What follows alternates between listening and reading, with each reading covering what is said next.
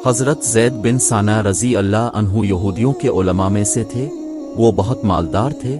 وہ مسلمان ہو گئے تو تمام غزوات میں نبی کے ساتھ شریک رہے۔ ان کی وفات غزوہ تبوک کے سفر کے دوران ہوئی۔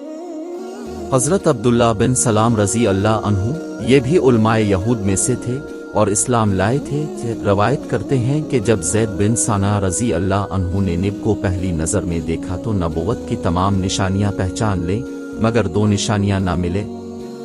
ایک ان کا تحمل جو ان کے غاصی پر حاوی ہوتا ہے، دوسری کسی نادان کی سختی اور درشتی پر تحمل کا زیادہ ہونا۔ حضرت زید بن ثانیہ رضی اللہ عنہ کہتے ہیں کہ مجھے اس کی تمنا تھی کہ کسی ذریعے سے اب سے کوئی معاملہ کروں تاکہ یہ نشانیاں بھی ظاہر ہوں۔ وہ فرماتے ہیں کہ ایک دن نب اپنے گھر سے باہر نکلے۔ ان کے ساتھ حضرت علی بن ابی طالب رضی اللہ عنہ تھے۔ اتنے میں ایک دیہاتی سوار آیا اور اس نے عرض کیا، آ رسول اللہ، فلاں بستی کے لوگ مسلمان ہیں، فاقے میں مبتلا ہیں، اب مناسب سمجھیں تو ان کے پاس کچھ کھانے کا بھیج دیں۔ اب نے فرمایا، میں ایسا ضرور کرتا، مگر میرے پاس اس وقت کچھ نہیں۔ حضرت زید بن ثانیہ رضی اللہ عنہ کی یہ سن کر میں نب کے قریب ہوا۔ میں نے کہا، اے محمد، اگر اب چاہیں تو مجھ سے ابھی کچھ رقم لے لیں اور 2 ماہ بعد اس کے بدلے میں کھجوریں دے دینا۔ اب نے فرمایا، درست ہے۔ میں نے اسی وقت اب کو 80 دینار دے دیے۔ حضرت زید بن ثانیہ رضی اللہ عنہ کہتے ہیں کہ جب 2 مہینے پورے ہونے میں صرف 2 دن باقی تھے تو نب کے پاس آیا۔ اب اس وقت ایک جنازے کے لیے باہر نکلے۔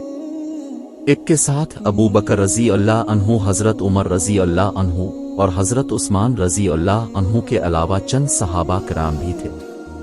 میں نے حضور کی قمیص اور چادر کو پکڑا اور غصے کی حالت میں اب کی طرف دیکھا اور کہا، اے محمد، میرا حق دو، اللہ کی قسم تم قریش کے لوگ بڑے وعدہ خلاف ہو، قرض ادا کرنے میں ٹال مٹول کرتے ہو۔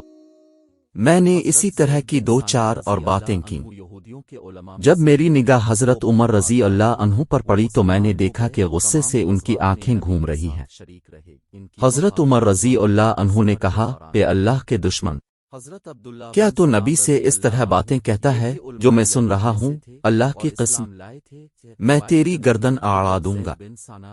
اس موقع پر نبی نے بڑے اطمینان سے حضرت عمر رضی اللہ عنہ کی طرف دیکھا اور مسکرائے، پھر فرمایا، اے عمر رضی اللہ عنہ، اس کے ساتھ جا کر اس کو اس کا حق ادا کر دو اور 20 سیر کھجوریں زیادہ دینا، کیونکہ تو نے اسے ہراساں کیا ہے۔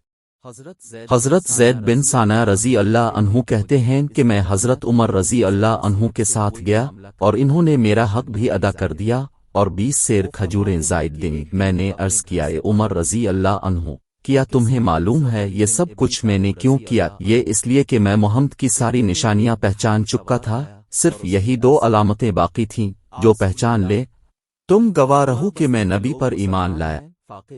حضرت زید بن ثانیہ رضی اللہ عنہ نے رسول اللہ کی خدمت میں حاضر ہے کر اسلام قبول کر لیا۔ میں ایسا ضرور کرتا، مگر میرے پاس اس وقت کچھ نہیں۔